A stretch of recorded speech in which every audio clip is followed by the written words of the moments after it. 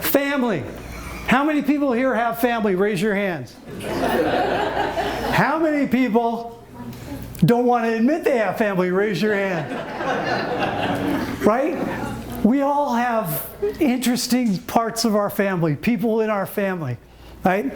Anybody ever watched that movie, How to Train Your Dragon? Ever familiar with that? Come on, your grandparents, you guys got to be familiar with that, right? It's an animated from DreamWorks, right?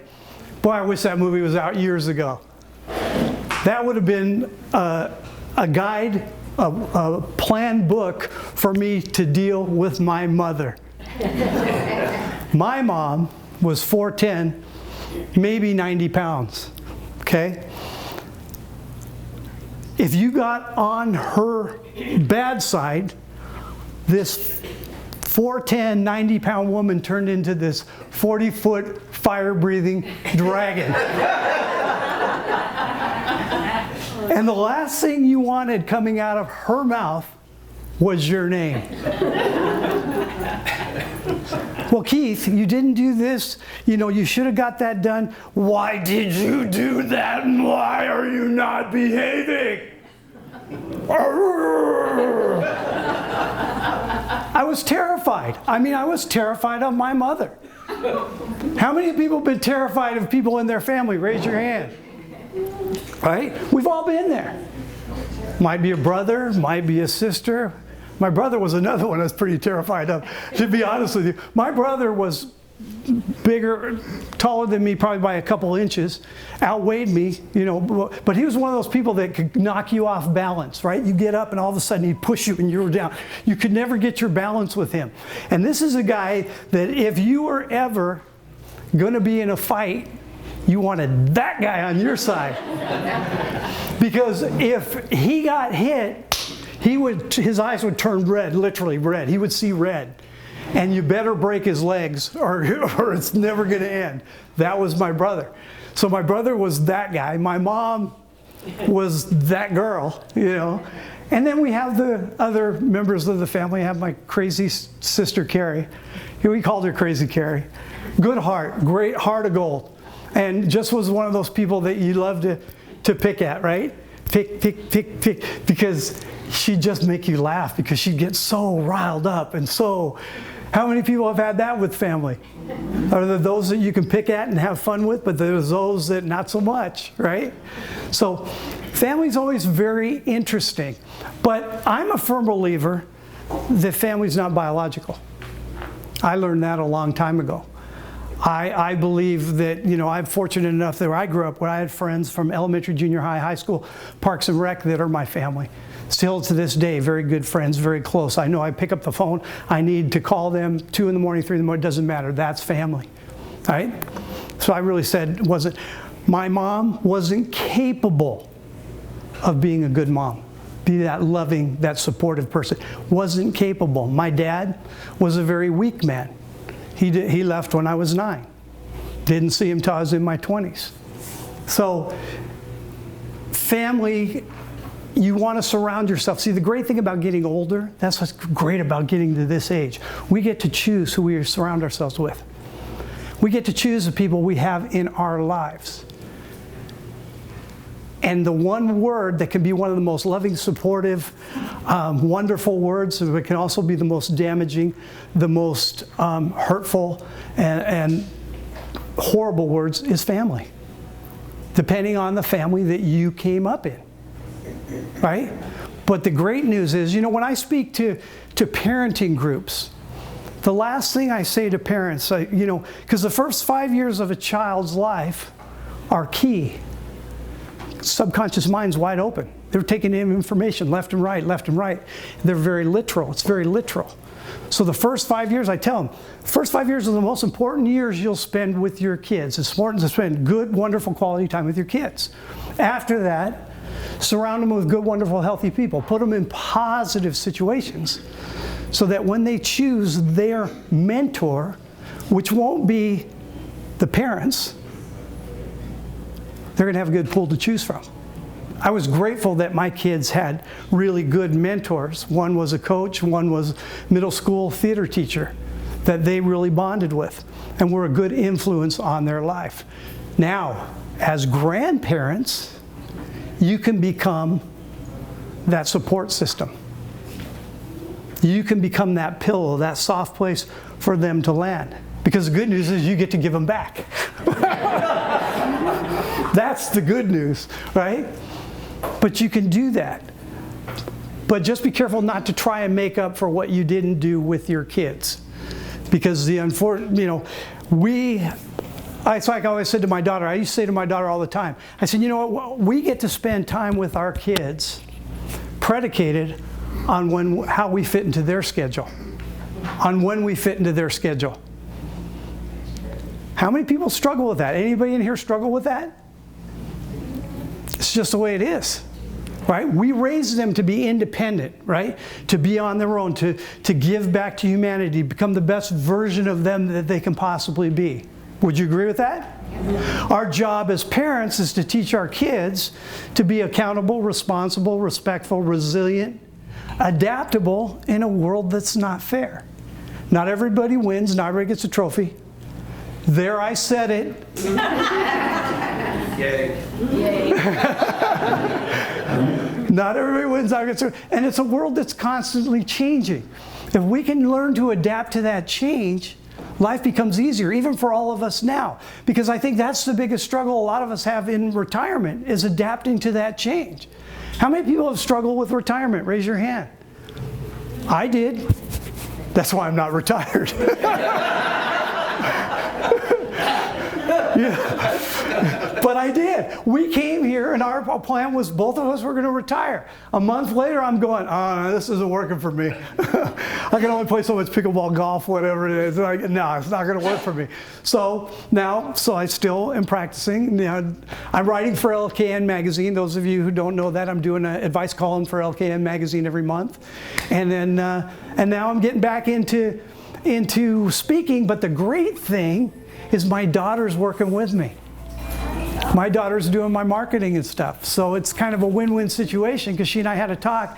She had a baby, first baby, our grandbaby, first grandbaby, River. Just started walking, right, the other day. But first grandbaby. And so I looked at my daughter and I said, you know, now her husband fortunately is a plumber and he's doing very well. So they talked about her being a stay-at-home mom, which is happening right now. However, she and I would get into these discussions, and she's real good about, you know, calling Vic and I probably 2-3 times a week. She's been really good with the baby and for long periods of time. But we got into the discussion of, I said, Kate, I go, how are you dealing with stay-at-home mom? And the tears just started coming. She goes, don't get me wrong. I love River. I love being a mom. I go, but it's not who you are. And she goes, yeah. I said, you don't have purpose. Now, don't get me wrong. Being a parent, there's purpose there. But that's taking care of, you know, the baby and doing everything else. What are you doing to feed your soul? Okay?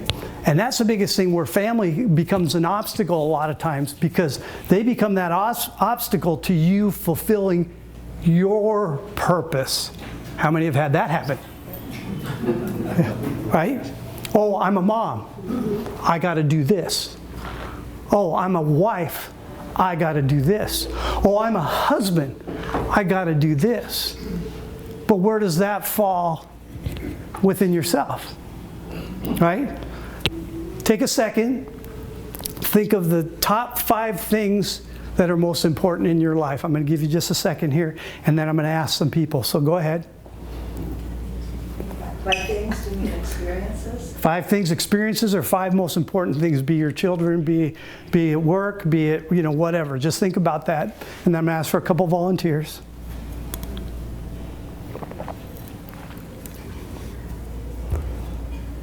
Okay, any volunteers? Faith, family, health, community. Okay. Anybody else? Come on, come on. Travel, stimulation. Okay. 2 lists there. Say relationships with my children. Relationship with this woman right here. Okay. There you go. nice, very nice. I love when people get points for sucking up. That's awesome, isn't it? Nice. Very nice. Friends. I'll jump in too, husband. Husband. Intellectual stimulation. Yep. It's filling your own bucket up. There you go. Number one. There you go. Right? She said, fill in your own bucket, taking care of you first and foremost. Even honoring God, He wants you to take care of yourself first, right? So if you don't take care of yourself, you can't possibly take care of all the other things in your life you want to take care of. I was speaking in a group of 300 women, right? And we were talking about this same thing. And I told them, give me a list of all the things and stuff like that. And they gave me the same list. And I told them, you have to put yourself number one. Not selfishly. Just if you're not fulfilling yourself, you don't have the energy. You won't have the energy, the wherewithal, everything to take care of everything else in your life you want to take care of, right? So this woman stands up adamantly and stands up and goes, I don't agree with you. And I said, she goes, my husband is first. My husband will always be first. I walked over to her, I got down on my knee, and I said, will you marry me?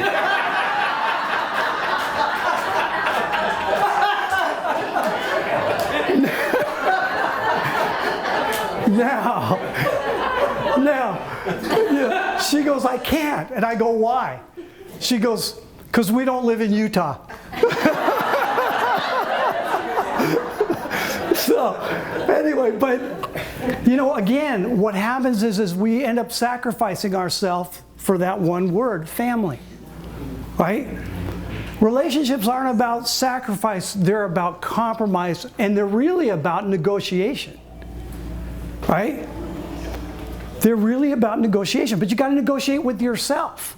Is what am I comfortable with doing with my family without sacrificing what I believe, without sacrificing my soul, without depleting myself? Because we have a tendency to do that in the name of family. Right? None of us were put in this world to meet the expectation of others. And we weren't put in this world to meet their expectations either. We can't expect things out of people they're not capable of. So you got to get rid of the woulda, shoulda, couldas, right? How many of, you're the mom, so you should. You're the sister, so you could, would you, do this? And I got two phrases for you. I'm not comfortable with that. That doesn't work for me. Why are you not comfortable with that? Because it doesn't work for me. Why doesn't it work for you? Because I'm not comfortable with it. Right? Simple. And you can go on and on all day long like that because it's okay to say no. Wait, that's another thing. You heard it. I said it. It is okay to say no. Right? By taking care of yourself physically, mentally, emotionally, above all else, when the ups and downs of life happen, the unfairness of life happen, you're going to have the physical, mental, and emotional wherewithal to deal with it. Right? To take care of it. Healthy boundary. You first and foremost. And it's not a selfish thing. Let me give you an example. Okay? You got a husband and children, right? I'm picking on the women on this one. Not picking, but I'm using you as an example. You got a husband and a wife. You got a couple kids.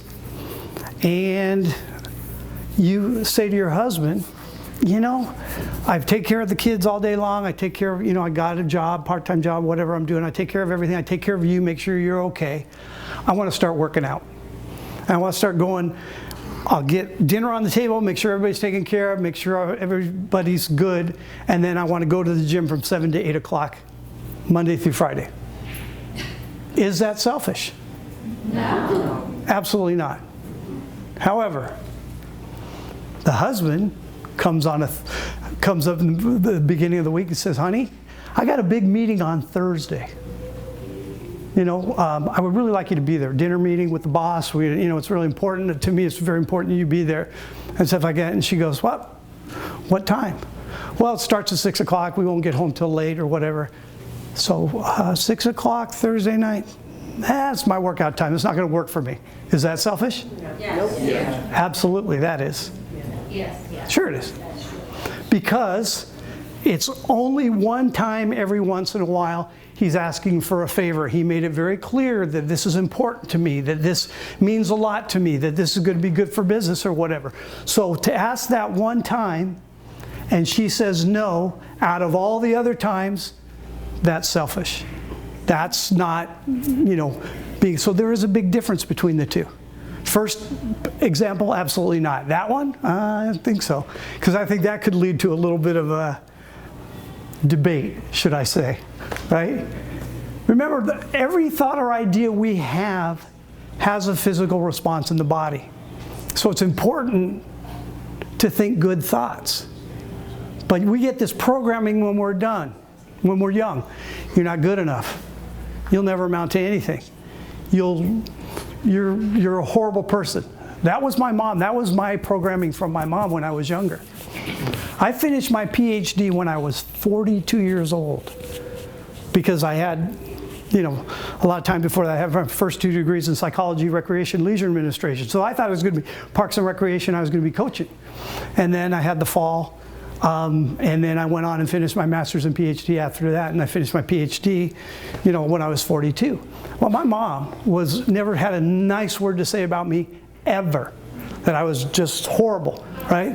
So my brother, who I'm very close with and one of my favorite people, they have a big party for me to celebrate.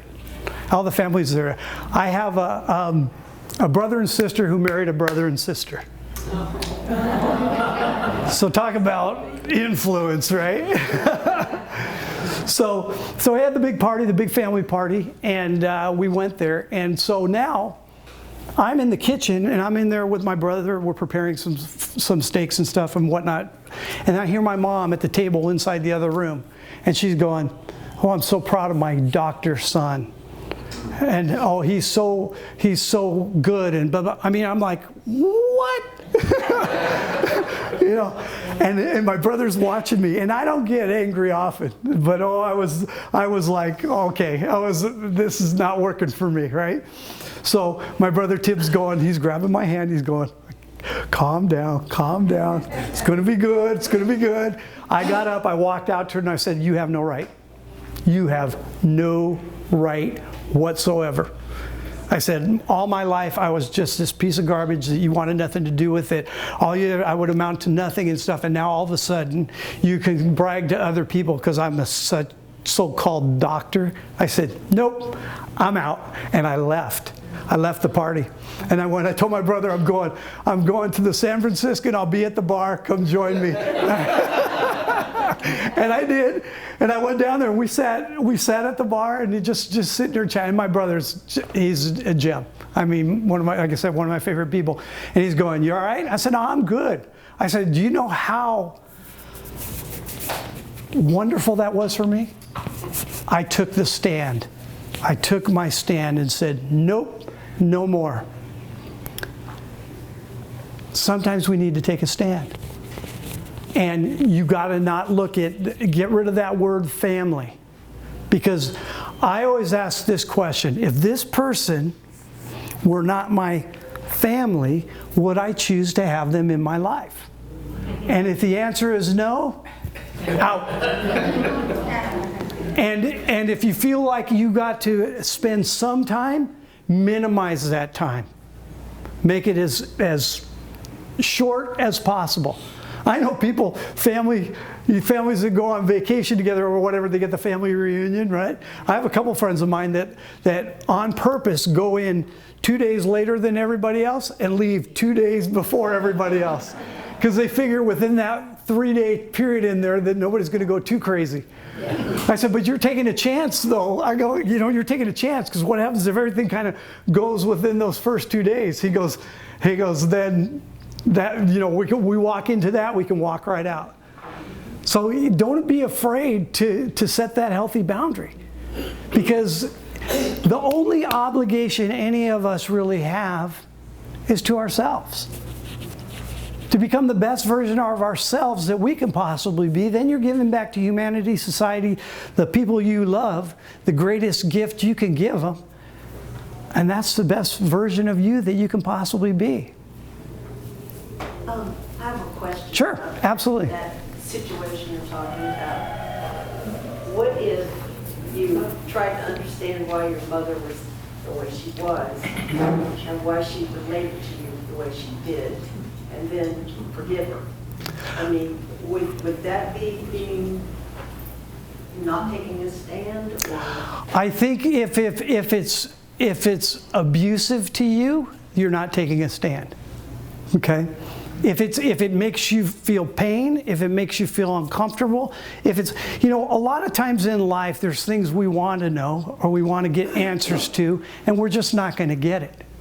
You know, look at, you know, the apple doesn't fall far from the tree. You look back, if I look back at my mom and why my mom was the way she was, I just look at her mom and dad, and I can see how her mother, you know, it was like things, I wrote papers on this years ago, when 38 years ago or whatever, probably 40, I wrote a paper on things being passed down genealogically, okay? If cellular memory includes physical traits, and body, mind, and spirit are connected, why would it not include emotional traits, and why couldn't it not skip generations? Well, back then, my doctor friends and everybody were going, that's really out there, Keith, that's really woo thinking, right? So then every study that comes out shows I'm right on with it now. I mean, they separate, you know, twins, all these different things. In other words, you might not only have your mom's eyes, you may have your great-grandfather's anger, because it can skip generations genealogically. So it's pretty interesting the way the mind works. The question I would ask for you, and hopefully I'm giving you an answer that you, is why is it you need to know? Is it that important to you? Yeah, because if I go outside and there's a kitty cat and a lion, okay, I may go pet the kitty cat, but I'm not going to pet the lion. Or if I went to the lion and they went, you know, I'm not going to ask, why'd you bite? That was just his nature. It's like my mom. Literally, that was her nature. She was unkind, she was cruel, she was selfish, she was all these things, you know. However, I was always grateful to my mom and dad for one thing. They were the conduit to me coming into this world. That was it. And that's the only, so I could forgive just knowing that they were not capable of it. So I guess the second part would be holding on to anger and guardedness and all is kind of self-destructive. So by taking a stand, are you releasing all of that? Or, you know, I don't want to give a plug to me, but, you know, get help from somebody to guide you through that if you can't do it yourself. Yeah. You know, but holding on to anger, holding on to grudges is like you taking poison expecting the other person to die. It doesn't work that way. Right? Does that make sense? Yeah. I mean, it really is, because you know, every thought or idea we have has a physical response in the body. I'm going to do a demonstration in just a second to show that. Okay, so if I'm hearing you correctly, you're kind of implying that anger could be inherited. Yes. Okay, but isn't it, I mean, what made the first person angry? I mean, isn't that also a learned behavior? It could be both. So yes, it could be, you know, there could be something where life, you know, just was unfair. They lost a job, lost a marriage, you know, somebody passed away. You could go on and on and on. All these things that happen in life that we can sit there and go, but the question I always ask is this: can I control it? If I can't control it, I gotta let it go. Because ultimate control is the ability to relinquish control when it's to your benefit. True control is the ability to give it up when it works out for you. Give it up, let it go. Why hold on to it? Again, that's like taking poison and expecting the other person to die. Forgiveness is a wonderful gift to yourself. And just because you forgive somebody doesn't mean you have to allow them to continue the same negative behavior in your life. You forgive and you set healthy boundaries. Hey, you know what? Okay, I get it. It's first time shame on me, shame on you, second time shame on me, if you allow that to continue. Because we can only feel the way we allow other people to make us feel. Don't allow anybody to make you feel anything but wonderful, especially family. Because family is, so a lot of times are the biggest abusers of it, because they have a tendency to take care or take advantage of it because you're safe. You're not going anywhere because you're family. Right? Anything else? No, I was just curious about that. Can I borrow you, Deb? Sure. Come on up. Oh, dear. I'm going to do a demonstration here. Just want to show the body-mind connection, okay? So what I want you to do is I want you to just take a deep breath in through your nose. Let it out slowly and just relax. Okay, I'm going to turn you this way, okay? Now, I'm behind you here. I'm going to catch you. Yep. Okay. All right, so I want you to imagine I'm putting a screw in your back and there's a chain there. I'm going to pull on that. I want you to feel the pull. Take a deep breath, close your eyes, feel the pull, feel the pull, feel the pull, feel the pull, feel the pull, feel the pull, feel the pull. Good. Did everybody see that? Yes. Okay. Now, thank you. Can you turn your arm around for me this way? Put your arm there and make it really strong. Okay. Okay, I'm going to push down on it, keep it nice and strong, okay? Yep. Now I want you to close your eyes. I want you to think of something negative that happened in your life. I want you to remember it. I want you to feel, I'm going to push down on your arm again. I want you to feel it. Tell me when you got it. I got it. Okay, okay, now think of something wonderful. Okay, think wonderful that happened in your life, and I want you to just remember it. I want you to feel it. Don't tell me what it is. Just I want the video. No, I'm kidding. Okay. So, I'm going to now think of something wonderful and positive. Okay. Do you feel the difference? Yes. And I'm pushing hard on it, right? Yes, you are. Okay. Let's give her a hand. That's why it's important to think good thoughts. That's a great thing. Free will. God in the universe gave us free will. The best thing every one of us has. Choose to surround yourself with good, wonderful, healthy people. Choose to put yourself in positive situations. That's a choice, right? You can choose, because don't get caught up in that web that's called family. Choose your family. And if you've got good family, embrace them and take care of each other. If you've got bad family, it's time for a divorce. Divorce isn't just between two people getting married. You can divorce your family. And if they get upset or they talk bad about you that's on them, not on you guys, right? Because again, you weren't put in the world to meet the expectation of others. But it's funny how family has these expectations of all of us, right? We've got to not put expectations on our children. And that's what becomes tough, because a lot of times we have a tendency to project what we hated most about our parents onto our kids. And we want to give them the freedom to make their mistakes. Like I used to tell my kids all the time, you have this to listen, this to lean on, this to catch you when you fall. However, your legs better be strong, because I'm picking your rear back up and you have to learn to stand on your own 2 feet. Enabling's disabling, entitlement cripples. I've seen it over and over again. You don't want to do that. You don't want to do that to your kids. And everybody thinks family. They should love unconditionally. How many believe that? Raise your hand. Okay. See, now I don't believe in unconditional love, and let me tell you why. Because when people get involved, and those of you might sit there and say, okay, God to us. Okay, that's fair. But we as human beings, we tend to screw everything up. You can have the best system, the best program, the best whatever, and then you get people involved and things kind of go awry for whatever reason, right? So I think the closest thing to unconditional love is your dog.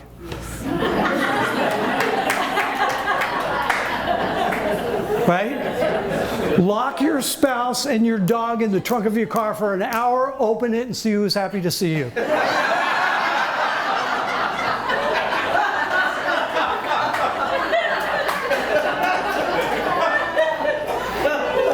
That's unconditional, because I guarantee you my wife is not going to be wagging her tail and going, woohoo, I'm so happy to see you. It's just not the way it works. So, the main thing is this, is you really do have to focus on yourself. This is a time to let go of the negative in your life, to accentuate the positive, and to really enjoy this chapter of our lives.